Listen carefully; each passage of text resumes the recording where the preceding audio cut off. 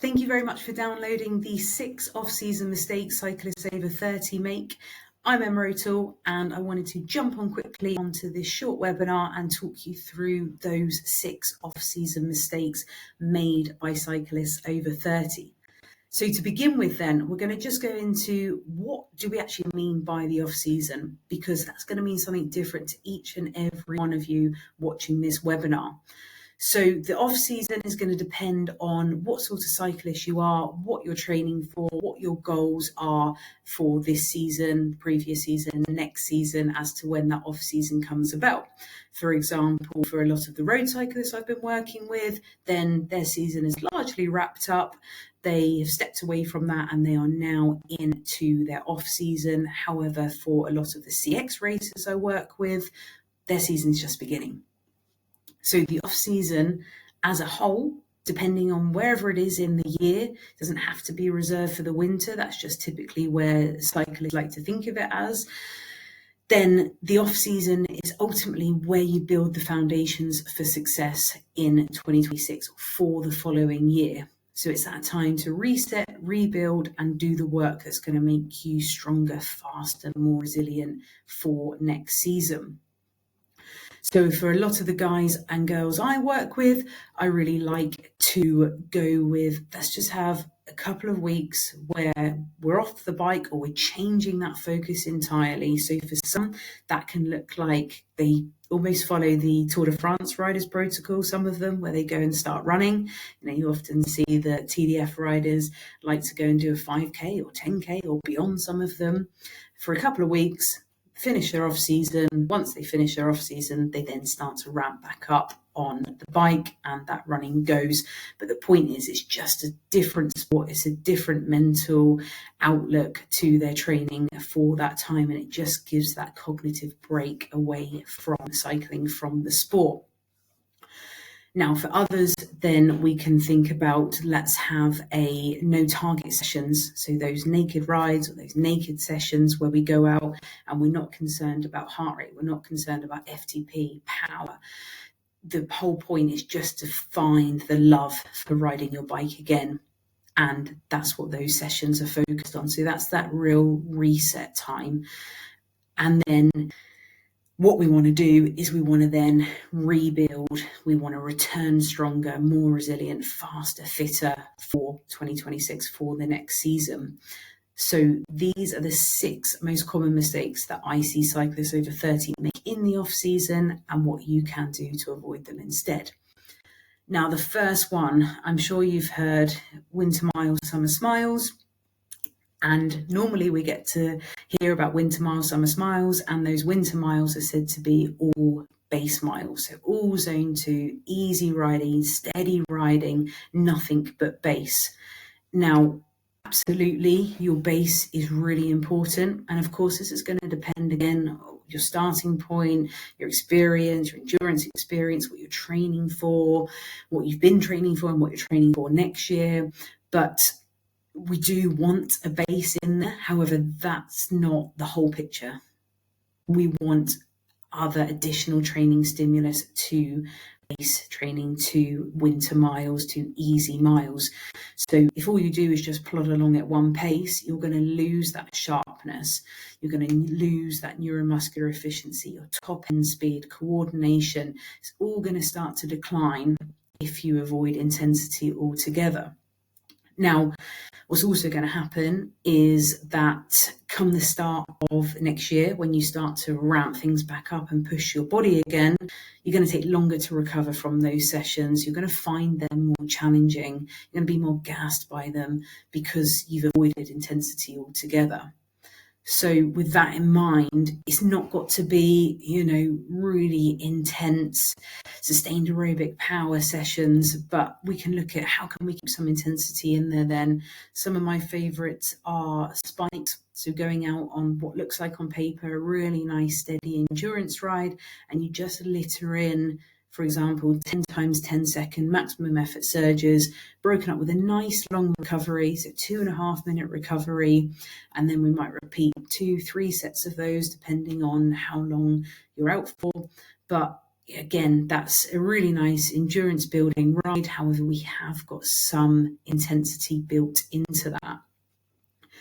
Our second mistake is ignoring your weakness. So the off-season is effectively the season before the season. If you don't know what I mean here, then I recommend checking out my newsletter, because I wrote an article on this which has had some good reviews and good response. It was a bit like a penny drop moment for a lot of cyclists. So the season before the season, your off season, is the perfect window to work on things that you normally avoid, be that because you consciously avoid them or capacity wise, you don't have the time to get these things in. So your weakness, that could be you always fade in the final kilometers of a race. You don't have that kick. You're going for a sprint finish and you always get overtaken close to the line, 50 meters from the line, because you don't have that final kick, that surge in power. Somebody who's on the group ride, climbing up a hill, and they just always get dropped. Rather than settling for, I'm not a climber, the off season, the season before the season, is your chance to work on that weakness. How you can go about identifying that weakness? Well, chances are those of you watching this webinar are already going to know what your weakness is. But if not, asking yourself these 4 questions is a really great way that you can start to identify where your weak link is. So what sessions have I enjoyed this year and why? What sessions have I not enjoyed this year and why? What races, events went well and which didn't go so well? Can you pinpoint why that is? What session do you see on the training plan and not look forward to? So from a personal perspective, endurance rider, prefer the longer distances, really happy, really comfortable around that sweet spot zone. And my weakness is my top end power. So when I see sessions on the training plan which target that top end power, those are the ones that start to send shivers down my spine. I don't necessarily look forward to them too much. Out of my comfort zone. I know it's a weakness of mine, but that's the point. That's the whole point here, is working on your weakness. And this could also extend itself to things like drills. So if your weakness is your cadence, if you're typically a lower cadence rider and you want to bring that up, then the off season is a really great opportunity to be able to do some high cadence training, and work on that weakness. Halfway through, third mistake is big swings in training volume. So typically I see this one in December, and it ties with Packers Festive 500, and we see riders who have not really been doing much training for a lot of the past few weeks, sort of here, there, maybe a steady sort of base in there, nothing too much, just keeping it steady, and then all of a sudden they find they're suddenly 200 kilometers into the Festive 500, 300k to go in another 5 days, for example, and the body's like, ooh, I'm not used to this. So your connective tissues, your tendons, your aerobic system, it doesn't like those sudden spikes. So the principle in fitness is specific adaptation to imposed demand, the SAID principle. So if your imposed demand is here, there, and everywhere, it's spiky 1 minute, a really high training volume, high intensity, and then the next week it falls off of a cliff, your body is confused by that imposed demand. So then with that in mind, our adaptation is going to be confused as well. So those big swings in training volume are not going to be very beneficial to your success in 2026, because those swings in your training volume are not going to be very beneficial to your success next season. And also that opens yourself up to that higher risk of injury, or you may get through it, do great, but actually you hit January just when you are supposed to be starting ramping up towards the start of your season, and you're burnt out. Your body's just done 500 kilometers in 8 days, which is wildly different to what it had been doing and potentially what it's ever been used to through most of 2025 season. For some riders, I know they sort of hit that training volume once a year, and that ties with the Festive 500. So The off season is a chance for you to scale back from your main training volume, your peak season volume and intensity, and for your body, your mind to recover. But we do want that consistency there. So we don't just want you to drop off of a cliff and then suddenly come swinging back in with really big, high training volume. Fourth mistake is the turbo trap. So Zwift, Ruvi, TrainerRoad, Training Peaks Virtual, there's so many different platforms out there, and I often liken it to you're in a sweet shop. You could pick any race, any workout, any challenge, and on the face of it, that sounds amazing. Great, what load of choice, but there's too much choice. So again, all of those random sessions are not going to be moving your body forward. In fact, that's just going to be slowing your progress down because it's just so random, it's so inconsistent, it's scattergunned training. And it also leans into decision fatigue. So decision fatigue is something that I've spoken about before, and it's basically that we spend the vast majority of our day making decisions. And these can be very small, meaningless decisions that we don't even necessarily think about. We couldn't even really remember and recall, compared to, of course, bigger decisions, more of a cognitive load, the ones that you'll be able to remember. Now, that leans into something called decision fatigue, where by decision fatigue, you then get to ready to train. You get to the point where you're ready to train. You've opened up your training app and it's sort of like, oh, I don't know what to do today. And then lo and behold, what can happen is that you finish that week's worth of training, you reflect on that week's worth of training, and you're to look at it and think, oh, that was all threshold work. That was all VO2 max work. And then the following week, it could be all endurance work. There's no structure, there's no balance, and there's no progression. And most of the cyclists I work with over 30, they've got exceptionally busy schedules. They've got limited training time. We can't afford those junk miles, even in the off season. We want it to be purposeful. We want those miles to count. We want your time to count to help you to make next season stronger and better for you. So that's why sticking to a structure block or plan that progresses week on week is going to be the best way to drive your fitness, rather than just adding in these random sessions which make your training calendar look full but aren't really moving the needle forward with regards to your progression. So number 5 is the very opposite of number 1, and that is somewhat closely tied to the mistake number 4 as well, but that's the sense of falling into the intensity trap. So instead of too much base, easy miles, this one is about going all out, maximum effort in every single session. And for those of you who use Zwift, I'm sad to say that this seems to be a common trend for some Zwift users, in the sense that that Zwift race seems far more exciting than going out and doing a 90-minute steady on either outside, if the weather permits, or sat there on the turbo with a film on or a YouTube documentary. The problem with that is that we're layering fatigue on top of fatigue, so your body's never getting that chance to fully recover. You're not actually building your base if all you're doing is 30, 45-minute all-out maximum efforts on Zwift or any other racing training platform.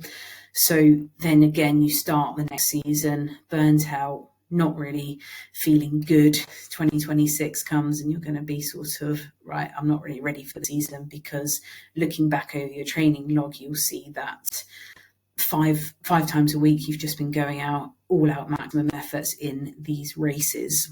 So that takes us on to our final mistake. And I should have said at the start, these mistakes aren't in any particular order, but this is a big one.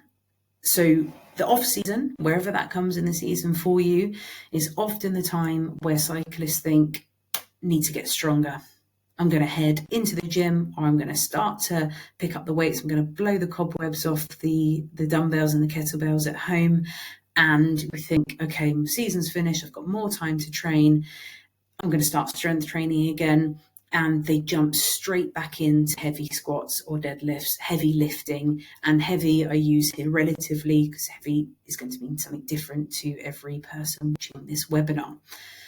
So going into the gym, picking up the heaviest barbell that you can, or loading up the barbell that you can to the heaviest weight possible for you, slamming it on your back, and then going into a squat. What that often looks like, because I see it year after year after year as a strength conditioning coach for cyclists over 30, and they send videos across. This is often when I'm doing consultation calls, and the range of motion, it looks more like a partial squat, if anything. And that's because they're more interested in how heavy they can lift rather than actual movement mastery, the mechanics of squatting, getting good range of motion. Similarly on deadlift and other exercises, the leg press, it's, focus more on the number on the bar or the number on the machine rather than how you're moving. And this is not the way to get stronger, nor is it going to help your cycling performance. It's actually the recipe to leave yourself feeling sore after every session, which is such a common complaint from cyclists. Oh, I couldn't do strength training in the season, it leaves me too sore. It leaves you too sore because you're doing it wrong. Strength training is your endurance enabler, not there to take away from your sport. And the best way to get the benefits of strength training is to take a season-long approach, a year-round approach to strength training. That's because as soon as you stop strength training, then unfortunately those adaptations begin to decline. So it takes as little as 30 days before your body starts to lose power and strength. So that's not a very long time. And we can liken this to our training, right? If we're not to touch any VO2 max work after January and then go into an event that's going to require us to do that, or require us to hit that sort of power output, that sort of heart rate response, we're not going to be able to do it. That's shifted drastically because we haven't done it for 3 months. If that race is in April and we haven't seen it then for sort of 3 to 4 months. Same goes with strength training. Now, why lifting heavy shit too soon is not the best approach for cyclists over 30 is, number one, most cyclists over 30 have a very low training age with S&C. That very much ties into part B, but what we've just been talking about is that the compound effect of only strength training between October, say, to the end of January for the last 2 years only actually gives you 8 months worth of strength training over 24 months. If that's 3 years, then that's just 12 months worth of strength training. So that means you're relatively novice, you're relatively a beginner when it comes to strength training. And why this is important is because your connective tissues, your movement patterns, your tolerance to that load aren't ready for heavy lifting, for maximal lifting.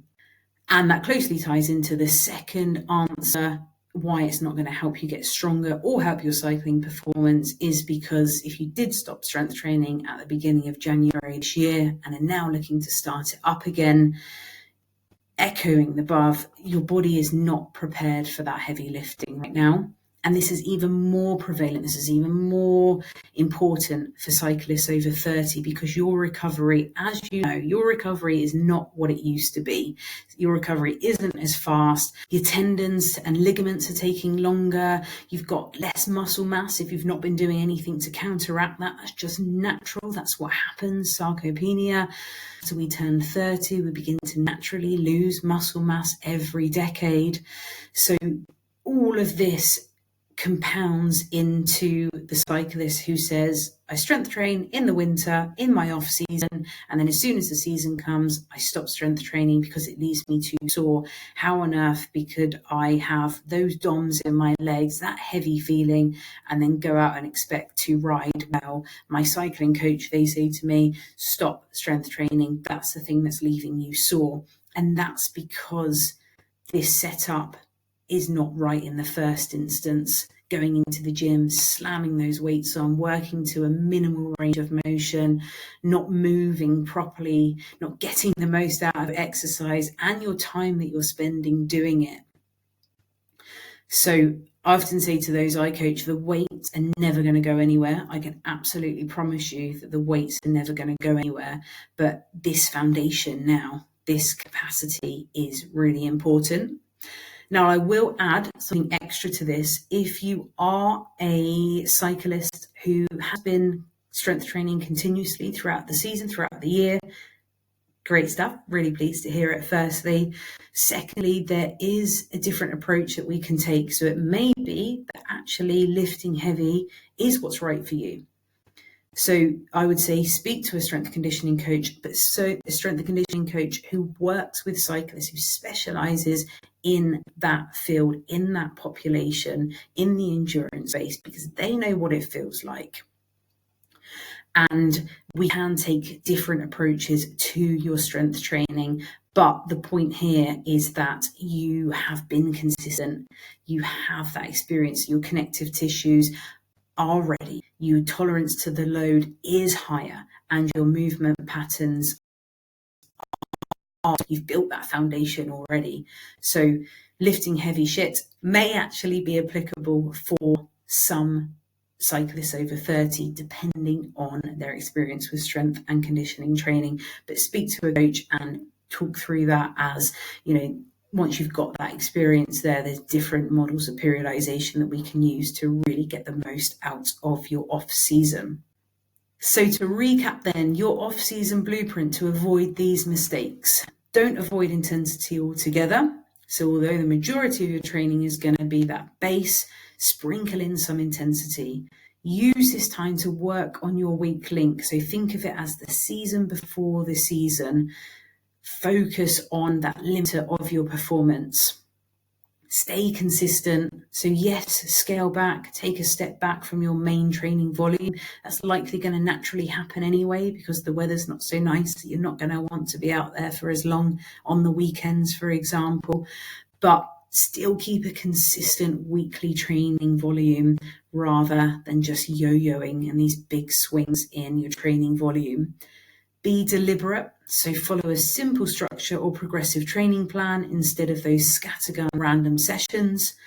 Balance your training, so some hard efforts are fine. We want to keep them in. It's good. We can use them to sort of check in, see how your off season's going, but don't let them take over. So don't turn every session into an all-out effort or a Swift race or any other platform race. And finally, don't lift heavy shit straight away. Follow a progressive strength training plan that's built for cyclists in their off season to avoid making the common mistakes that will actually leave you not wanting to touch a weight again at the start of your 2026 season. And then consequently, all of that hard work that you've put in the winter, after about 30 days, is going to start to decline. And then it's sort of like, what was the point? You spent that time, you're likely time crunched anyway. Why would we do that? We want the adaptations, we want the strength, we want the fitness, we want the power, we want the robustness. We want the stability, we want the fatigue resistance a great strength conditioning training plan made for cyclists can give you. And on that note, I have an off-season 16-week strength conditioning training program for cyclists over 30. There are two options to choose from. You can either choose the base plan, which is for those newer to strength conditioning or those who have had a big gap, so they potentially did it sort of tail end of last year or finished earlier on in this year and are looking to start again. And there's also a performance 16-week plan, and that is, as I said a little while ago, a more advanced level of strength conditioning training based upon your experience there.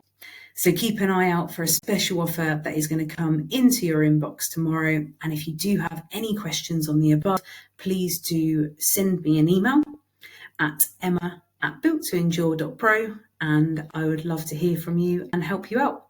Thank you for your time.